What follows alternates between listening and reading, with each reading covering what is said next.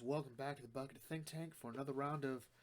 Should we call it Comic Corner? Should we? I am terribly fickle. I am. I know. I'll stop at some point. But hear me out. Hear me out, guys. Comic chat. Huh? Comic chat? Oh, the chat knows what's up. Well, because really, we're just coming in. We're having a chat about some comics. And, yeah. Mull that over in your heads a bit. Alright? I'll totally change the title of every other video before this. Alright? So, yeah, I can't be trusted. Anyway, so we've got 3 books today, really good ones, I think. The first one is Yoda issue 2 by Kevin Scott. So when we last left off, we found out that Yoda had received, well, the Jedi Council had received a message from a planet called Tarak, and they're constantly being raided by a group called the Colcrons, the Solcrons, and they were like, yeah, we need help. Yoda's like, yeah, I'll go, which was the epitome of overkill. We send the Grand Master of the Jedi Order, and he's like, you know what? After dealing with this, I'm gonna hang out here for a bit. Like, I am gonna spend some time hanging out on Tarak. And yeah, so what's interesting about this second issue is we get a bit more context as to what's going on. So here, Yoda is going back and forth. So pretty much he's doing all of his Jedi duty. He'll leave the planet to do some Jedi stuff, give a report in person if need be, and show off what he's got, and like, hey, yeah, I'm going back. And he's helped build watchtowers. He's really helped a lot in terms of this planet, well, these people, and he's helped them build stuff, not using the Force. He's helped them learn how to defend themselves. He's really taken an interest in these people, and the Jedi Council don't quite know what to make of it. Also, it should be noted that this Jedi Council is not the council we're familiar with. In other words, I don't know anybody here. All right, I don't see Tyvaka, who would have been before the prequel trilogy. So this is presumably before Tyvaka entered. Tyvaka being Plo Koon's teacher, if my memory serves. I could be wrong. There's no Kit Fisto. There's no Adi Gallia. I can't see them. There's a bunch of people look really more like bureaucrats. Like, we Jedi don't do this. It's rather irregular. Master Yoda going off to some backwater planet and helping the natives. The old man's losing his mind. He's not behind me. He's not behind me, is he? Oh, he's losing his mind. But anyway, the sort of question of this story now is sort of seeing exactly what's going on here, especially when the Colcrons come back and they raid. Luckily, our protagonist, Tarakian, has built something that has been able to issue sound to distract them, but they lost Yoda. It turns out Yoda has presumably let himself get kidnapped to figure out what's going on here, because Yoda clearly senses something else is going on, and that's why he's really here to investigate. And I think that sort of is very in line with Yoda, because even the newer stuff that had a Yoda story sort of had Yoda looking above, and here he sees that something else is going on with the children of the Colcrons, and something else is going on. But because of the tension going on, even our local Tarakian is sort of sort of unable to escape the sense of violence, and he takes Yoda's lightsaber and stabs him. That's how that comic ends. Ultimately, Yoda issue 2 is fun. Fun is it's good. It's good because it really doesn't. Nothing here is reinventing the wheel. The question is, why is Yoda here? What bigger secret is going on? As well as how everyone sort of perceives Yoda. Because Yoda's always someone who plays his own game and he doesn't tell you what the game is. Like, no, I'm doing this. What? Mind your business. All right? And he just goes on. Like, no one on the council, that might be Mace Windu. No, he's got hair. It's not Mace Windu. Mace never had hair. So maybe they just don't know. Like, they don't quite know what is going on here. They don't know why he's invested in this planet. And interesting enough, that council doesn't seem to want to know. It's like, yeah, should we go down there? No. You kidding? You see these chairs? They don't even have plumbing down there. Like, it sort of speaks to the disconnect between Yoda and the rest of the Jedi Council. Which I think is sort of weird when you look at how the whole Star Wars continuity with High Republic is sort of featuring Yoda. Because to me, if you show the High Republic, especially the Jedi of that era, as these very liberal and free and doing whatever they want with the Force kind of era, that's sort of what it comes off as. And Yoda's the one that has a more rigid era. So are we saying Yoda wasn't behind that? He just decided to double down on that? or was Yoda the one who orchestrated it? Because by this story here, Yoda's very much following an almost Qui-Gon Jinn approach, in that he's like, the Force says I need to be here. I don't know why, but I'm going there. All right, you can either come along or shut up. What are they doing? They're shutting up. All right. Um, the Terrakians, I think, are fun. I really wish I could commit them all to memory, but I just can't. The Colquhounds look very by the books, but they've got serrated teeth, so clearly they're supposed to be the bad guys. But the question is, what's going on with the children? And yeah, so are the Colquhounds native to Tarak?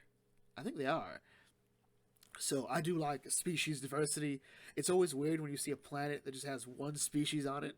Like I get it. Like it's all really based off of Earth. Like the only really sentient being are the Homo sapiens. So yeah, but other species should have other planets should probably have other species theoretically. I don't know. Like evolution should always go one direction. I don't know. Like Twi'leks, for example, come in a variety of different colors, which hasn't led to, I think, racism, but it has led to the species being a patriarchal group of slavers. So no place is perfect. But anyway, overall, this was fun. This was fun. I did enjoy it. Next up is Action Comics 1050, A New Era Rises, or as I call it, a petty reset. And to be fair, this is a new era from what I've heard, what a lot of us have heard. So anyway, this story opens up with Lex Luthor using Manchester Black for a horrible, nefarious plan, i.e. the Great Reset. So, Manchester Black has amazing psychic level powers. It's actually kind of busted the more you hear about him. Anyway, this will kill Manchester Black. This does. He's just dead. And this is apparently all about Superman, and this issue really is about Lex's relationship with Superman. But anyway, so at the Kent farm, Perry's been invited to dinner, and everyone knows that Superman is Clark Kent, but Perry's like, Superman, what are you doing here? Then he's like, what do you mean? I'm Superman. Perry has a stroke. He couldn't deal with it. So everyone's like, well, how? And while they're at the hospital, Superman hears a watch or a sound, and it turns out Lex, like, hey. And this is actually where it's a bit weird. And I think PKJ, Philip Kennedy Johnson, might not get Lex, but then again, I'm not acting like I'm a Lex scholar, all right? Lex goes, well, if it isn't everyone's favorite immigrant. And I'm like, is Lex that problematic? Like, I know he's an ass. I know he's garbage on some days, but that feels like someone, I think he would just call him an alien. Like this is everyone's favorite alien. It's like he wouldn't associate him with an immigrant in the conventional sense. I don't know. Anyway. So Lex, once again, showing off his intelligence, like, hey, I always saw that little ginger kid, Jimmy, with a watch. And every time he pressed it, something seemed to happen. So I made my own. Turns out, yeah, I made my own Superman watch.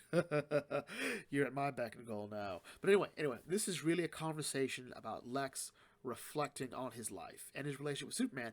And one thing he's noticed is, hey, look, after the whole thing with Perpetua, Justice League No Justice, and all that, and the whole thing with Dark Crisis and whatnot, and I realize this, the world needs Superman, all right? But it needs my Superman. And the whole time, especially when you see that suit, you think, oh, God, Lex is trying to be Superman again. I'm like, come on, Philip Kennedy Johnson. Like, no, he's not going to do that, is he? No. What he wants is when he says my Superman, he means his ideal Superman. And the thing is, this isn't his ideal Superman. Like, this whole idea of Clark Kent is not his ideal Superman. So what's he going to do? Well, he has found a way to erase everyone's memory of of Clark Kent being Superman. Because, like, if they see you as one of them, then the whole thing just falls apart. Like, you have to be seen as above them. And it's weird, but you remember, of course, the Christopher Reeve era Superman, like, you will be among them, but you'll never be one of them. Like, there is that sort of separation. And maybe humanizing Superman to that extent does sort of ruin the image of Superman. Like, he's not one of us, all right? But look what he's able to do with us. Like, he's shown us the impossible, all right? Maybe, possibly, that's an interesting discussion, all right? Is the reveal that Clark Kent is Superman more of a damaging to the image of Superman? You could say the same thing about Bruce Wayne and Batman. Bruce Wayne, who sort of views Batman as a personification of his ideas, of his parents' ideas, taken to a more, to a higher plane. And even more so, like say with Christopher Nolan's Batman, like as a man, I can be dismissed, I can be corrupted. As a symbol, I can be something more. He can be more than just a man. So there is some logic to that. But okay, sure. And either way, this leads to a fight because, of course, Lex has made a whole new suit. Is there an L on that suit? Oh no, no, no. Oh, he okay. So the L is purple. Right there's an E. And there's an X. That's good. That's good because current um, slang and whatnot would have L. L is like, oh, take the L, Lex. Like whatever. Okay, so anyway, what happens next is pretty par for the course, but it really is we see Lex sort of laying into him. Primarily the fact that Lex is really upset that Superman told everyone that he was Clark Kent, as opposed to just telling him. And you sort of feel a bit for Lex when you think about his childhood, the abuse he suffered at the hands of his father, and the fact that at one point in Smallville, he and Clark could have been friends. He, Lex did sort of feel that, hey, maybe Clark is just like me.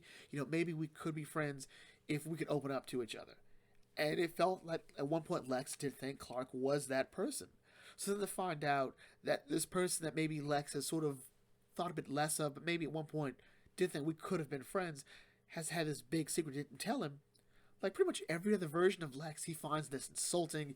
He's hurt on some level, but like a lot of people like Lex, when that sort of thing happens, instead of reflecting or looking at it from a different perspective, he doubles down on his bad behavior, and here we are. All right, and Superman is furious that Manchester Black is dead because Manchester Black did all that stuff on World, all right, because Superman asked. All right, the Justice League wouldn't help him. A bunch of other superheroes wouldn't help. Like no, they couldn't. What was it? Like this weird confederation of planets, I forget what it's called, that still hasn't really solidified itself outside of a Green Lantern book, wasn't of much help because Mongol had that much pull and was that frightening. So yeah, Manchester Black was one of those people that came up and said, yeah, screw it, let's go. And so Superman isn't having it, that Manchester Black's been killed. Then this is where it gets insane. Lex teleports Superman away. He's like, yeah, that takes care of that. And Superman just sort of comes back and like, hey man, so let me tell you something's happened since World, all right? I am far stronger and more powerful than you could ever imagine, than I thought of. Concepts such as space, time, distance, all of that loses all meaning to me. And with just a touch, dismantles Lex's suit. I'm like, whoa, what's going on?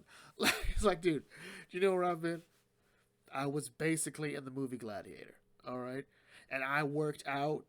Look at this, all right? I ain't your granddad Superman. I ain't even your dad Superman, all right? I've legit been built different, all right? I need to play with you now. So, touch. Suit's broken. Let's go, all right? And he takes Lex to jail. Which is always weird when superhero just drop someone off of jail. But anyway. So we get a rundown from Batman and everyone who's sort of researching what's been going on. So members of the Justice League, past and present, have mental blockers. They've trained to be resistant against these sort of psychic attacks. I'm like, okay, that's convenient. Pretty much, I think Philip K. Johnson realized that the last thing that needed to happen was for Batman to forget that Clark Kent was Superman, and that speaks to a whole other story. So pretty much, Clark's immediate family, as Lex even pointed out, look, I let you keep your wife, all right? And your son, as weird as he was, which is, I like, is Lex homophobic? I don't see Lex as being homophobic. I don't think he'd care enough about gay people to be homophobic, unless we're saying that his father's had more of a negative impact on him than he's realized, which I don't think is accurate. I don't know. But anyway, Bruce is like, is this really such a bad thing?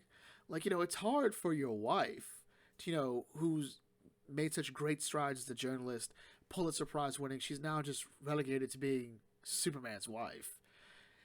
And this is sort of one of those, it's sort of like the nicest way to say these things.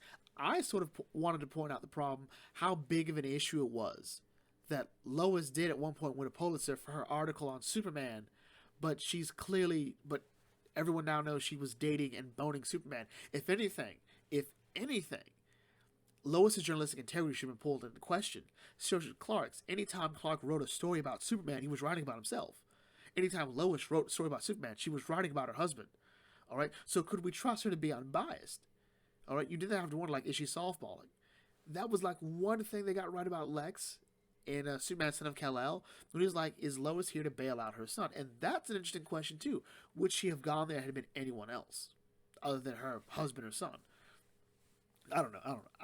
But really, the fun thing about this is Clark's like, oh, gee, I wonder how John feels about this. Because apparently Jay, like his boring gay friend who should have been, his boring boyfriend who should have been a villain in Superman Son of Kal-El, was like, he still remembers, like, oh, gee, I hope John's, like, upset about this. John is living his best life because for the first time ever, people don't care who he is. He has a secret identity. He's allowed to have a normal life. And this is the importance of that separation. Or you look at something like, say, the Marvel Universe, where everybody knows the Fantastic Four. All right? For the most part, they have no social, they have no private life. Everyone goes, oh my God, it's Sue Storm. It's Sue Storm. Let's go talk to Sue Storm. I'd talk to Sue Storm too. I mean, have you seen Sue? But Johnny Storm, Johnny embraces it. Ben Grimm can't help it. But look at something like Jennifer Walters. Everyone knows Jennifer Walters is She-Hulk. All right, I don't know how people wouldn't know that, especially in the MCU now. Well, is it the Marvel Television Universe or the Marvel Streaming Universe? Currently now, Jennifer Walters went public with her identity. There's a certain loss of anonymity to it, especially if you're someone who can do what Superman does. Like, you can save everyone, so why haven't you saved everyone? Like, my cousin died last week in a forest fire. Where were you? And you're like, I thought Wonder Woman had that. Like, that's not a good excuse. So now, John can just be John. The media isn't hounding him. He's not expected to be this perfect symbol 24/7. He can just go into a coffee shop, I think it's Starbucks, and, hey, no one's obsessed about spelling his name right. Like, hey, there's no H in my name. Like, oh, I'm sorry. No, dude, it's fine. That means you didn't care about it. That means you didn't care. All right? No one automatically knew who I was. And that's really how it ends. Ultimately, this is like the safest way to do this sort of reboot. I think when we thought of like how we're going to reset Clark's identity, we expected it to be, say, the events of Dark Crisis, like something would happen in Dark Crisis. Then, because you think about it, Bendis wasn't the first one to do that. Before that, it was, I forget who was writing Action Comics Superman at the time, but in New 52, Lois had outed Superman as Superman as Clark Kent, and the only way we really undid that was, well, we rebooted the universe. Well, DC Rebirth happened, and a bunch of stuff sort of came out, and then Dan Jurgens and Peter Tomasi did Superman Reborn, which fused the two characters together, the pre-52 Superman and the new 52 Superman. But even before that, they already introduced someone else going around as Clark Kent. We did a whole comic run talk on it. It was hilarious fun. Oh God, I love the beginning of that story. Oh, great. This one here, this direction of having Lex use Manchester Black shows, I think, a lot of Lex. Like, really, outside of Superman's powers, the real standout character here was Lex. Whether you think this interpretation is valid or not, the fact that Lex is taking it personally that he was not told Superman's identity. Superman didn't tell him, but he told the lesser beings, the rabble, the people who don't even see the potential of Superman and of his powers. Lex finds that an insult. And I think even the person Lex could have been finds it as an insult because he's hurt. But who knows? I think it's ridiculous. It's borderline magic because we used a metahuman with superpowers, with super mind powers, and he does that with it. I'm like, okay. It's basically a reboot without rebooting it. And could we do that? Could we do that more with books? Really? Just sort of reboot personal books and then have subtle changes happen as we go through? I mean, Dan Jurgens did it before. Superman Reborn, when he fused those two Supermen together, it created a whole new continuity for Superman. And as we saw, technically, in Doomsday Clock, whatever changes Superman undergoes affects the DC Universe as a whole. So, yeah, who knows? Overall, this was fun. This really was fun. Philip Kennedy Johnson has been killing it with Action Comics. Even if you think Warworld went on a bit too long, which kind of did, kind of didn't. It's up to interpretation. Um, I I thought it was still a solid story. It was really great. Um, if there had to be another Superman movie, um, whether animated or live action, Superman on Warworld I think would be it. It almost has feelings of World War Hulk, but it's less personal about Bruce Banner's story and whatnot. This Warworld was just Superman going, Mongols doing what? Oh no, I done had it with him. I'm about to die. No, no. See, here's one thing I'm gonna do. All right, Apocalypse is just a little too far, but Warworld, I can make it to Warworld. Let's go, and that's pretty much it. Oh, really fun. So I'm looking forward to seeing where this is going to go. Like Lois is going to be the new editor of the Daily Planet while Perry's recovering. So it'll be nice to see where we go from here. And finally, the coup de grace, um, Batman Beyond the White Knight by Sean the Goat Gordon Murphy. All right, issue 7. All right, so this is the penultimate issue, and we start off. We call when we last left off. That story ended with Dick Grayson getting shot. All right, and so we open up with Bruce, with a flashback of Bruce talking to Alfred about possibly taking in Dick Grayson, or as he calls himself, Robin. Because remember, in Philip Kelly Johnson's continuity, due to an error, Dick Grayson is the second Robin. And honestly, nothing really changes. Nothing really changes except Bruce's dynamic. Because now, Dick has to sort of live with the fact he is sort of the second choice, but whatever. It's a whole interesting story that we should probably get to at some point. I think after this current comic run talk, we may go back to talking about Sean Gordon Murphy's Batman, because I think this is going to be his last story. I hope not. I'd like to see his Justice League Beyond. I don't know. Anyway. So, this flashback sort of leads us to everything else going on here. Especially with Alfred saying, like, look, don't you take him in just to make yourself feel better. Take him in because you're invested in him. And we see the battle with Terry and the Batman Beyond suit versus Derek Powers, a.k.a. Blight, as he is here, at least the new Blight. And pretty much the best way Blight takes over the bat suit, and he's controlling Terry. And it's really only through the efforts of Ace the Bat Hound and was this 1, 2, 3 generations of Robins and Barbara, as well as hooking up Terry to the bat suit, to the Batmobile. Are they able to override this with the weird side effect of, well, people can see Jack Napier. And yeah, it's weird. It's weird, but it's also fun at the same time. I do like it. Then, while in recovery, Dick and Babs sort of, reconcile. They're back together. Boop, boop, ba-doop. Near death will do that to people. Who knows how long it'll last. And at the same time, we see Bruce having this important conversation with the Bat family. I mean, it's pretty much saying, like, I always thought that Bruce had to be alone to be functioning. But in reality, it was wrong. You all saved me as much as I saved you. Look, we're all messed up people. All right, we're all messed up people. We're all dealt with horrible things, and Batman was a means for us to get through them in the best way possible by beating up crazy people. All right, but I also think it's a bit unfair as terms to how Bruce views Batman, and especially in this continuity. He views Batman as sort of this unnecessary thing, like this is a curse on Gotham City, that in reality it wasn't really necessary.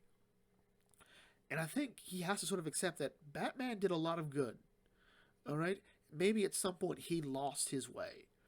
But the idea of Batman was important to people in Gotham City. It made a lot of impactful change.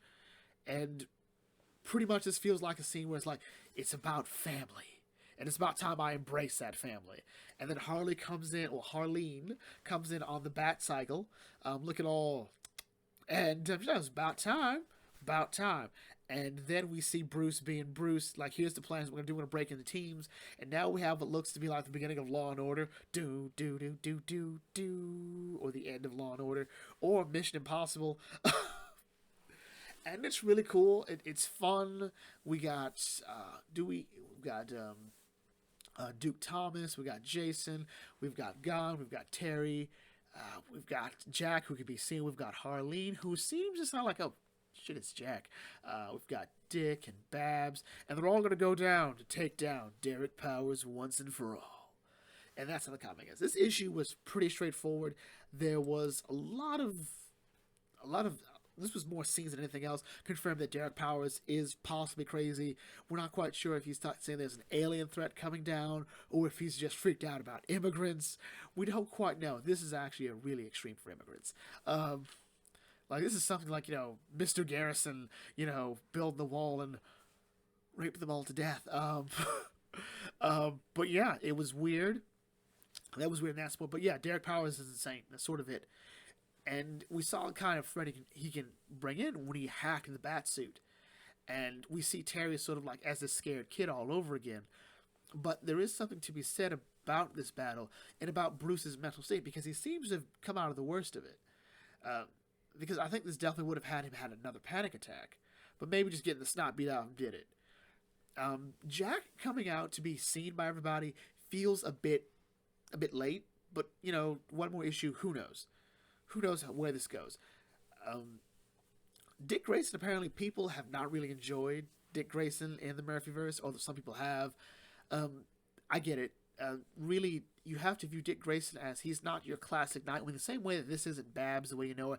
That's definitely not Harley Quinn, or that's Harleen Quinzel. If anything, she's more of an apt adaptation from the original Harley Quinn. That, hey, she said, like, you know what? He crazy. I'm out. All right? But I think Dick Grayson's approach, sort of makes sense, because at the end of the day, Dick Grayson just wants to keep Gotham City safe, especially when he had a kid. So he was sort of willing to, become possibly the worst version of himself, which is still better than most people, let's be honest. Like, sadly enough, bootlicking Dick Grayson is still better than most people here. But Jason is right. He has sort of corrupted everything that Batman and Robin should stand for with that choice. But, whatever. People change when they have kids. I don't fault him for that. And it's not like he's a bad character because of it. He's still this sort of bright light in the scene. So what am I hoping for in the last issue? Well, I'm hoping Bruce doesn't die. I'm really hoping he doesn't die. At the very least, I want Bruce and Harleen to really have an actual talk about how they feel about each other. Not Bruce hiding under the mattress and whatnot. Like, no, it's just trauma. We love each other because of trauma. That's all there is to it. Like, no. Well, it's not 100% untrue, but no. He'll probably die next issue. That might be it. Like, as soon as he comes to terms with it, he'll die. Or maybe we'll go actual Batman Beyond, and he and Jack will just sort of guide Terry to being the new Batman. Who knows? Working with the GCPD. We'll sort of have this weird sort of fusion of Batman Beyond and the super heavy storyline from Scott Snyder's Batman. Sounds good to me. I don't know. So anyway, with that in mind, this brings me to close. If you are new to the Bucket Think Tank, feel free to like, comment, share, subscribe. Check out some other videos, and I'll catch you all later. This is Bucket Think Tank signing off. Thanks for watching, and as always, may your fandom serve you well.